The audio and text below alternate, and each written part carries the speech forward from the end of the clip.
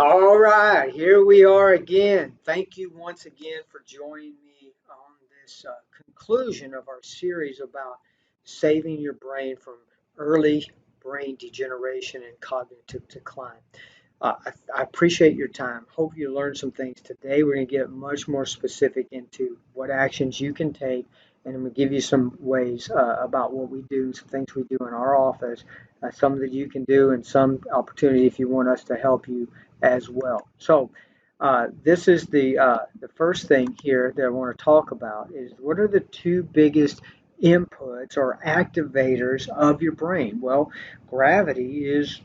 Thank God for gravity. You never knew how important gravity is to your overall health and brain function, but you need input. And so gravity puts stress on the joints, causes the joints to fire a normal signal up into the brain and keep the brain stimulated.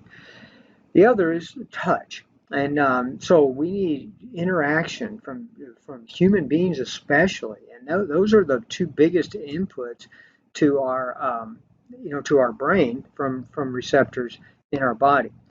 Now, what about more advanced therapies and things like that? Well, let's go through some things here and how we would rehab something. Okay, so if we were having trouble with the frontal lobe or the cerebellum, we might use eye movements as a rehabilitation therapy. And there are things like VOR exercises if you're having things like dizziness or nausea, or you're having spinal problems or balance issues that you would certainly want to use. And then there's other types of eye movements that work other parts of the brain. So eye exercises are very, very important. I especially like VORs for almost everybody. You can Google some of those and how to do them, or you can contact me at the office. Light and sound certainly can be very important.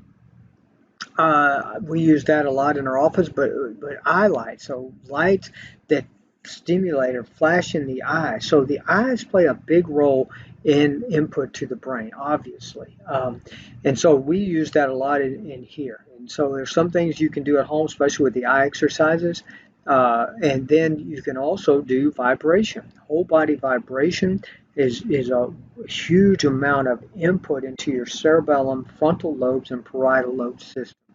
And so I like vibration along with nonlinear complex movements. These are things like figure eights, okay, or other types of movements that are just not straight up and down, straight side to side, so that your brain, your cerebellum has to coordinate this and be involved. This is going to give you a lot better improvement with your vibration if you combine those. Now, gaze stabilization, that definitely is going back to the eyes, being able to lock our eyes on a target. VORs do help with that, and but you can also do gaze stabilization exercises. Balance is something I have almost all my patients work on. We do a test called Romberg's.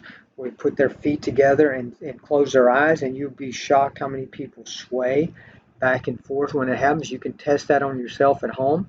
Just put your feet all the way together, heels and toes all the way together. Close your eyes, and then have someone watch you, or you can feel it yourself a lot of times. If you're swaying back and forth, then you need to do some balance exercises. And you can do that with repeating Rombergs and continually doing that as a rehab. Then you can go into tandem, and then you can actually begin to walk in a tandem heel to toe. So a lot can be done with balance to help rehab the brain. Breathing exercises and timing and rhythm. The breathing exercises in particular, the deep breathing and the counting and focused breathing, that helps you stimulate your parasympathetic system. And last week we talked about how important it is to have a parasympathetic dominance. Of course, the adjustment plays a big role. Massage is important. We already talked about touch, yoga, stretching. Also, we really recommend all of our patients within the first couple of weeks they start working with us to get into a habit of stretching morning and evening. At least twice a day, go through a full range of motion in your neck and back. That's going to give a lot of input to your brain. Plus, it's going to help keep your spinal joints healthier because they'll degenerate if they don't go through a full range of motion. And I want to talk about novelty for a minute. Okay, so what does novelty mean? It means do things differently. don't always do things exactly the same way all the time, because your brain doesn't have to work for that. And so this is why a lot of people, even though they're experiencing neurodegeneration, their thing that they're best at, they can still do pretty well, but everything else is falling apart. So novelty, change it up, do things differently, do it with the other hand, do it in a different direction. And don't always do things exactly the same way. That is critical to good brain health. So, what does the brain need to thrive? Let's get into that for a minute here. So, we got to have a good glucose supply. So, our blood sugar needs to be level, not fluctuating too high and too low. Both of these rob the brain of energy. And of course, oxygen, you have to have good circulation. And if you're sympathetic, remember those vessels are going to be closed down because of the autonomic nervous system going into a sympathetic response, and that's going to be less blood flow to the brain.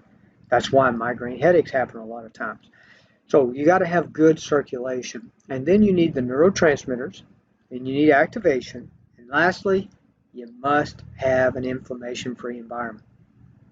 Now, I've said this before, and I want to remind you that if you don't have these basic 5 things, medications will not work long term to control your symptoms, or certainly they won't work to prevent progression and further degeneration. So, what should you be doing right now? I'm going to give you some things that you should be doing right now, okay? And then I'm going to give you some ideas of things you should seriously consider. Number one, you got to eat. You got to get your diet cleaned up. And that means that you should be eating a diet that's low in sugar, low in carbs, high in vegetables, and fruits, and healthy meats, and get the toxins out. Okay, then we got to get moving. You got to have some stimulation, some type of exercise, stretching exercise every single day. If you want to keep your brain good, you got to move, have purposeful movement. And then you got to deal with your thinking. Remember, we said our stress was our biggest thing that really starts our brain degenerating. And so, this is where a relationship with God, reading His Word, and practicing what it says, like in Philippians 4:8, where it tells us the things that we're supposed to think on. Think on things that are good and lovely and pure, and things that have virtue. And so, if we're always, man, you need to get off the news, to be honest with you, okay? Because that's hard to do if you're going to get on the news. But an attitude of gratitude is huge for your brain. And then do brain games, do mental stimulation and activity things. There's lots of great ones out there that you can get, and some of them you can get for free. So do those, and that will really make a big difference. Now, if you have, or or you're concerned that you may be having early decline, degenerative brain condition, you need to get checked out and evaluated now, because as it progresses, okay, once you get a diagnosis, there's permanency and you're not going to be able to go back. Now it's all about preventing or slowing down progression.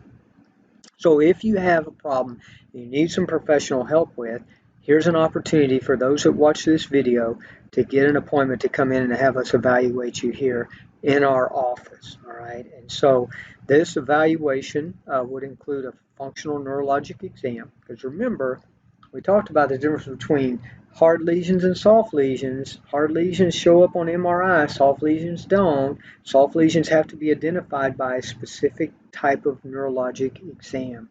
And so we would do that, and then we would do what's called a brain span test, which that looks at your fuel.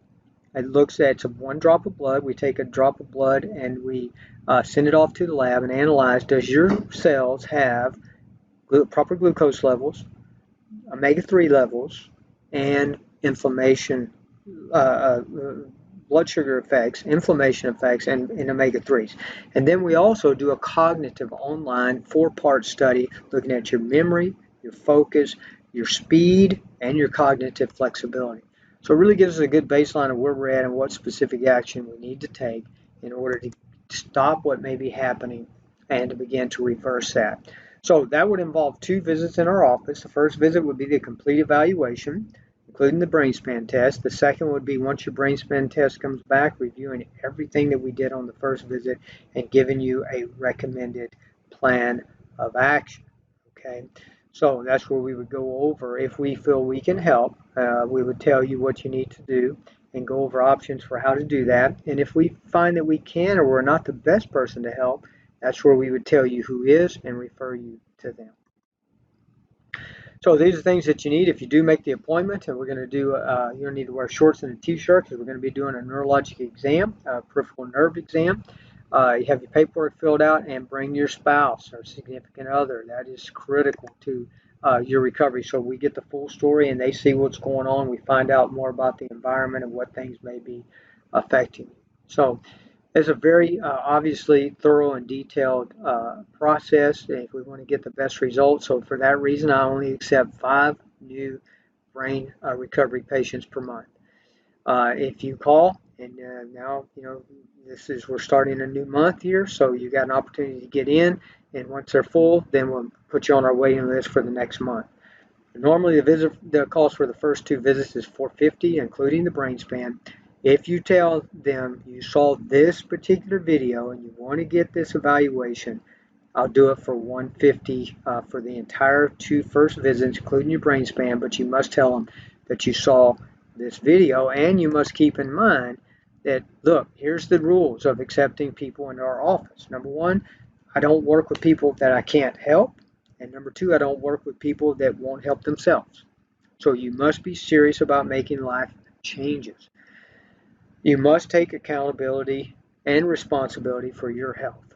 Nobody else can do that. And then remember that Medicare and insurance are only going to pay for a small portion of the type of treatment that you need. They pay for the things that you've already done that don't work. They haven't helped, but they're not going to pay for the things that are really necessary. However, we have over 90% of our patients are able to do our plans, and we do have financing available as little as $200 to $400 a month in most cases. So last thing I want to say is you got to consider how this is really affecting your overall life, your quality of life, your personal relationships, your work. And if you don't see that and you're not serious about this now, then you're probably not ready to get help. But if you are, then we're here for you. And we're looking forward to working with those that are truly committed. And I got some exciting news here. I want to tell you next week we're going to start a brand new series on thyroid and how to prevent thyroid problems, which is one of the #1 problems in America today. So if you want to make the appointment, you can contact us through our website or call us at our office in Kingwood, Texas. Phone number is 281-354-8330. You can always Google us. We're easy to find. And be sure you subscribe and follow us on Facebook. Keep up to date. And I'll look forward to seeing you on the next series. Until then, live life well. God bless. Have a great day.